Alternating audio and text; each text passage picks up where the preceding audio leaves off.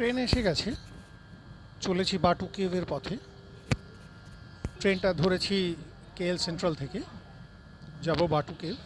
একটু লম্বা রাস্তা, কিন্তু যে ট্রেনটা যাচ্ছি এটা এটা কেটিএম, এটা কিন্তু মেট্রো নয়।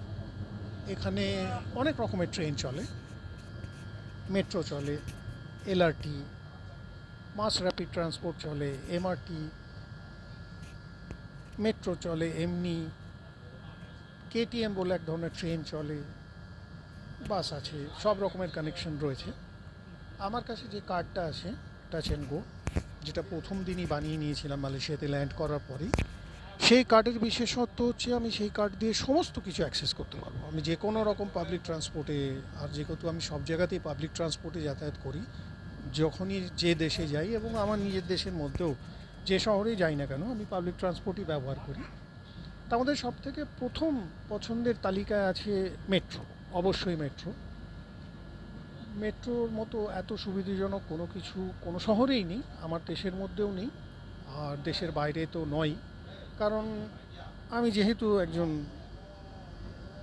ব্যাকপ্যাকার সোলো ট্রাভেলার, তো পয়সা বাঁচানোর বা কম পয়সায় ঘুরে ফেলার এটার একটা আলাদা মজা, যে মজাটা আমি উপভোগ করি আমার সমস্ত ফরেন ট্রিপে। বিশেষ করে আমার নিজের দেশে এমনিতেই কস্টিং কম, আমার দেশ খুব একটা কস্টলি নয়, কিন্তু বিদেশে যেহেতু টাকাটাকে উল্টো করার ব্যাপার থাকে, টাকা এক্সচেঞ্জ করলে আমার দেশের টাকার ভ্যালু কমে যায়। অনেকগুলো টাকা দিলে আমি সেই দেশের একটা একটা সেই দেশের টাকা পাবো। যেমন এখানে উদাহরণস্বরূপ মালয়েশিয়ার টাকা রিঙ্গিট, আপনারা সকলেই জানেন। এবার রিঙ্গিটের ভ্যালু হচ্ছে আমাদের দেশের 21 টাকা সামথিং, ধরে নিন হিসেবের সুবিধের জন্য 22 টাকায় একটা রিঙ্গিট পাওয়া যাবে। নেটের দাম কিন্তু কখনো দেখবেন না, বিকজ নেটে সবসময় দামটা কম থাকে, তার সঙ্গে নেটে যদি সার্চ করেন দেখবেন 20 টাকা দাম দেখাচ্ছে। এই 20 টাকার সঙ্গে বিভিন্ন ধরনের ট্যাক্স যুক্ত হয়ে সেটা আলটিমেটলি দেখা যায় 21 টাকা 90, 21 টাকা 80 এরকম গিয়ে দাঁড়ালো, মানে রাফলি ধরুন 22 টাকাতে গিয়ে দাঁড়ালো। তো এবার বুঝতেই পারছেন, আমাদের দেশের 22টা টাকা দিলে তবে আমি এই দেশের একটা রিঙ্গিট পাবো। এবার ন্যাচারালি সেই রিঙ্গিট বাঁচাবার একটা প্রয়াস খুব একটা অন্যায় নয় আশা করি। তো এবার যেটা হলো সেটা হচ্ছে এই টাচ অ্যান্ড গো কার্ডটা কিনতে লাগে 25 রিঙ্গিট, শুধু কার্ডটা কিনতে। আর তারপরে কেনার পরে সেটাকে রিচার্জ করতে হয়। এই নিয়মগুলো মোটামুটি কমন, সারা পৃথিবীতে সব দেশে একই রকম নিয়ম, আমার দেশেও তাই। আমার নিজের দেশে, আমার নিজের শহরে মেট্রোর কার্ড কিনতে গেলে একটা অ্যামাউন্ট দিতে হয়, সেটা শুধু কার্ডের দাম। আর তারপরে যে যেমন তার নিজের ইচ্ছে মতো রিচার্জ করতে পারে। তবে আমার ওখানে কিন্তু মিনিমাম রিচার্জ 100 টাকা, আমার শহরে, আমার কলকাতায়। কিন্তু এখানে কার্ডটা কিনতে লাগে 25 রিঙ্গিট, আর তারপর তাকে আপনি নিজের মতো রিচার্জ করতে পারেন। রিচার্জ অ্যামাউন্ট শুরু 10 রিঙ্গিট থেকে, মানে 10 টাকা থেকে শুরু আর কি, মানে এখানকার টাকা হিসেবে বলছি, 10 টাকা থেকে শুরু।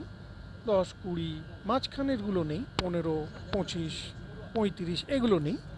10, 20, 30, 40, 50, 60 এরকম করে আপনি যেমন খুশি অ্যামাউন্ট সেটা রিচার্জ করতে পারেন।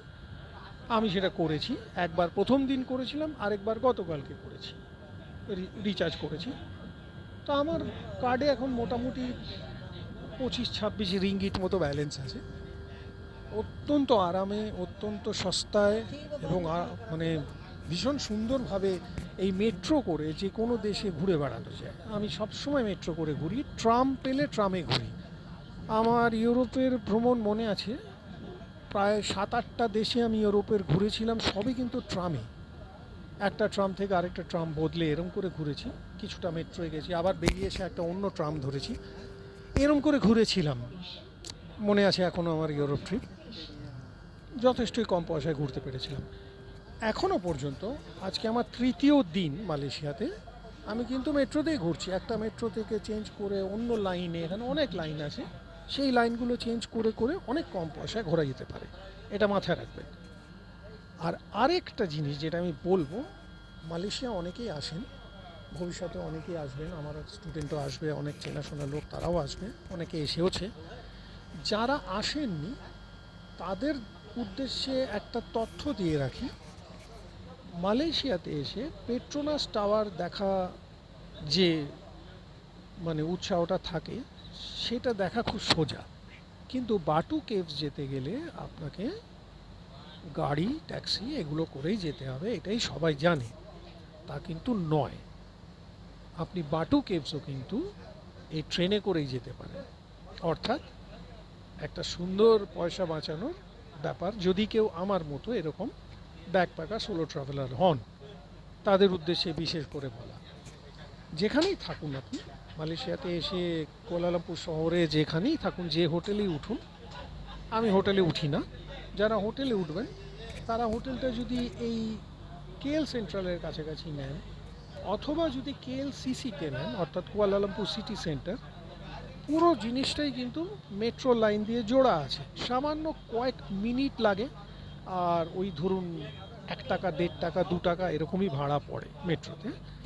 আপনারা যেখানেই উঠুন সেখান থেকে চলে আসবেন কেএল সেন্ট্রাল, যেখান থেকে আমি উঠলাম ট্রেনে, কেএল সেন্ট্রালে চলে আসবেন। কেএল সেন্ট্রাল থেকে আপনারা নেবেন কেটিএম লাইন, ওটা কিন্তু মেট্রো নয় মনে রাখবেন, ওটা অন্য একটা ট্রেনের লাইন। আপনারা নেবেন কেটিএম লাইন, যে কেটিএম লাইনটা 1 নম্বর লাইন ব্লু রঙের, সেটা চলে গেছে লাস্ট স্টেশন বাটু কেভ।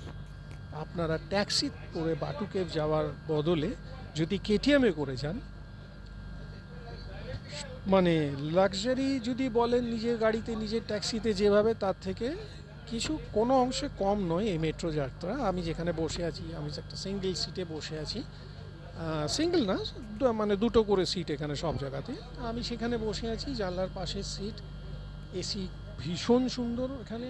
প্রত্যেকটা ট্রেনের, মেট্রোতে, কেটিএমের সর্বত্র এসি ভীষণ সুন্দরভাবে চলে। কোনো দিকে কোনো অসুবিধা নেই, পুরো জানলার ভিউ আমার এখানে পাওয়া যাচ্ছে। ক্যামেরাটা ঘুরিয়ে দেখাতে পারি আপনাদের, দেখুন এখান থেকে বাইরে দেখা যাচ্ছে সব কিছু। যা আমরা আসছি একটা একটা করে স্টেশন, অনেক স্টেশন পেরিয়ে গেছি এর মধ্যে, আমি কথা বলতে বলতে অনেক স্টেশন পেরিয়ে গেছি। তো কেএল সেন্ট্রাল স্টেশনটা ছেড়ে তার ঠিক পরের স্টেশনটা যেটা, তার নাম কুয়ালালামপুর, স্টেশনটার নামই কুয়ালালামপুর, অথচ আমরা পুরো শহরটাই কুয়ালালামপুর আছি যেখানে। আর আরেকটা কথা, এ দেশে কিন্তু ট্রেনের টাইমিং অবিশ্বাস্য রকমের, সঠিক সময় চলে। এই ট্রেনটা ছাড়ার কথা ছিল কেএল সেন্ট্রাল থেকে 2:21 14:21 টাইম ছিল, ট্রেনটা কিন্তু স্টেশনে এন্টার করলো 14:21। আমি উঠে গেলাম। এই জিনিসটাতে অবশ্য গোটা বিশ্বের মধ্যে আমার মনে হয় যত দেশ আছে সব দেশই, অধিকাংশ দেশই এই ট্রেনের টাইমিংটাকে মেনটেন করার ব্যাপারে অসম্ভব মনোযোগ দেন, কিন্তু সব থেকে এগিয়ে আছে আমার মনে হয় জাপান। জাপানে 30 সেকেন্ড লেটটাকে, 30 সেকেন্ড লেটটাকে লেট বলে ধরা হয়। হ্যাঁ, এখানে কিন্তু আমার দেশ বা অন্য কোনো কিছু আমি কোনো দেশকেই আনবো না, কারণ এই জায়গাটায় পৌঁছনো ডিফিকাল্ট আছে। এই জায়গাটায় পৌঁছানোর জন্য যে জিনিসটা লাগবে সেটা কিন্তু ঘড়ি নয়, সেটা অন্য কোনো কিছু নয়। এটা এই ধরনের পরিষেবা দিতে গেলে যেটা লাগবে সেটার নাম হচ্ছে মানসিকতা। এই মানসিকতা যতদিন না কোনো জাত তারা জুটি উঠতে পারছে, মানসিকতার পরিবর্তন করে উঠতে পারছে, ততদিন পর্যন্ত এই ধরনের পরিষেবা দেওয়া সম্ভব না যেটা জাপান দেয়।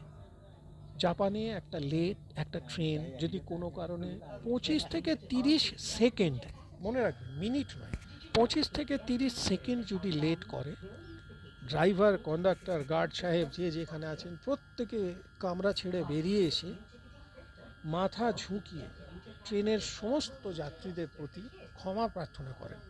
এটা জাপানের কালচার। একটা ট্রেন ধরুন কোন একটা স্টেশনে পৌঁছানোর কথা ছিল সকাল 10টা, ট্রেনটা পৌঁছলো সকাল 10টা বেজে 29 সেকেন্ডে, 30 সেকেন্ড, অর্থাৎ 30 সেকেন্ড লেট। 10টায় ট্রেনটা ঢুকে যাওয়ার কথা, 30 সেকেন্ড লেট। ট্রেনটা থামিয়ে কামরা খুলে ড্রাইভার, গার্ড যে যেখানে আছেন প্রত্যেকে বেরিয়ে এসে ট্রেনের সামনে জাপানি প্রথায় যে মাথা নিচু করে বাউ করা, ওদের তো নিয়ম, আমরা যেমন হাত জোড় করে নমস্কার করি, জাপানিদের একে অন্যকে গ্রিট করার যে পদ্ধতি, সে মাথা ঝুঁকিয়ে মাথা নিচু করে কনিচিওয়া ওরা বলে, সেই কনিচিওয়া তো ওখানে চলবে না, ওটা হ্যালো। তার বদলে ওনারা মাথা নিচু করে মাথা ঝুঁকিয়ে যাত্রী সাধারণের প্রতি ক্ষমা প্রার্থনা করেন। ওনারা বলেন যে আমরা ট্রেন ঠিকমতো চালাতে পারিনি, আমরা ক্ষমা চাইছি, এবং এই দেরি করিয়ে দেবার জন্য আমরা যাত্রী সাধারণের যে ক্ষতি সাধন করেছি তার ক্ষতিপূরণ হিসেবে আমরা প্রত্যেককে ট্রেনের ভাড়া ফেরত দিয়ে দিতে চাই। এই বলে ওখানে কিন্তু ট্রেনের ভাড়াটাও ফেরত দিয়ে দেওয়া হয়। তো এখানে পৌঁছানো সম্ভব না, কিন্তু এদেশেও আমি দেখছি যথেষ্ট অ্যাডভান্স এবং যথেষ্ট সময় মানে মেনে চলা হয় এখানে, যেটা ভীষণ ভালো লাগছে। আমার দেশও যথেষ্ট সঠিক টাইমে ট্রেন চালানো হয়। বিশেষ করে যেটা দেখেছি আমি সেটা হচ্ছে যে টার্মিনাল স্টেশন থেকে ট্রেনটা ছাড়া হয়, ছাড়তে কিন্তু কখনো লেট হতে আমি দেখিনি। হাওড়া থেকে কোনো ট্রেন যদি দুপুরবেলা 2:20-তে ছাড়ার কথা থাকে, ট্রেনের চাকাটা কিন্তু ঠিক 2:20-তেই ঘোরে। গন্ডগোলটা হয়ে যায় কখনো কখনো মাঝখানে, হয়তো ট্রেনটা গিয়ে পৌঁছবার কথা দিল্লিতে, এই কলকাতা থেকে দিল্লির যে রাস্তাটায় এইটা কভার করতে গিয়ে মাঝ পথে লেট হয়ে যায় এবং সেখানেই সমস্যাটা দেখা দেয়। হয়তো তো কথার কথা দিল্লিতে পৌঁছানোর কথা ছিল সকালবেলা 10টায়, সেখানে গিয়ে হয়তো ঢুকলো দুপুর 12টায়, কখনো কখনো আরও বেশি। এই সমস্যাটাই আমাদের ওখানে হয়, যেটা আমরা খুব শিগগিরই ঠিক করে ফেলবো। আমি নিশ্চিত এই ব্যাপার ঠিক করা হবে। সরকার যথেষ্ট ট্রেনের প্রতি নজর দিয়েছেন, অনেক ট্রেন ইন্ট্রোডিউস করা হয়েছে এবং সেই ট্রেনগুলো যথেষ্ট ভালোভাবে চলছে। ট্রেনগুলো পরিষ্কার, ট্রেনগুলো সময় মেনে নিয়মানুবর্তিতা মেনে চলে। খুব শিগগিরই আমাদের ওখানেও মানসিকতার পরিবর্তন হবে এবং আমরা ভীষণ সুন্দর ট্রেন এখানে চালাতে পারব। তো এখন তাহলে যাওয়া যাক বাকি ফেলে দিকে, অনেকগুলো স্টেশন পার করে চলে এসেছি, আর কিছু স্টেশন রয়েছে, তারপরে বাকি কথা বাকি ফেলে গিয়ে হচ্ছে।